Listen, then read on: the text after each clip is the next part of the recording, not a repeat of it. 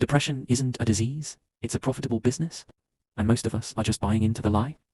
Here are 5 facts about depression that you're not ready to hear. 1. Antidepressants are overprescribed and ineffective for most. Some critics argue that antidepressants are being handed out like candy, with millions taking them despite evidence that they may not work better than placebos for the majority of patients. The pharmaceutical industry profits massively from this, while patients may not actually be addressing the root causes of their mental health issues. 2. The chemical imbalance theory is a myth. The long-held belief that depression is caused by a simple chemical imbalance in the brain has been debunked by many researchers. Some argue that this oversimplified explanation has been pushed by pharmaceutical companies to sell more drugs, while the real causes of depression, trauma, societal pressures, and systemic issues are often ignored. 3. Depression is becoming an identity, not a disorder.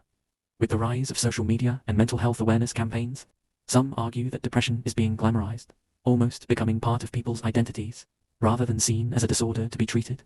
In some circles, it's viewed as trendy to claim mental health struggles, making it harder for those with severe depression to be taken seriously. 4.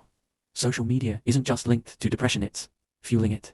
Critics claim social media platforms like Instagram and TikTok are engineered to create anxiety, envy, and dissatisfaction, directly leading to depression. With the constant comparison, culture, and dopamine-driven engagement models, social media may not just be reflecting mental health struggles, it's actively making them worse. 5. Mental health care is a privilege for the wealthy. Some argue that access to proper mental health care, especially long-term therapies, largely reserved for the wealthy, creating a system where the underprivileged are either over-medicated or neglected. Meanwhile, societal issues like poverty, racism, and inequality, key contributors to depression, go unaddressed, with therapy and self-care becoming buzzwords for those who can afford them. So before we keep popping pills and labeling every rough patch as depression, maybe we should start asking who benefits from keeping us sick and why we're so eager to let them.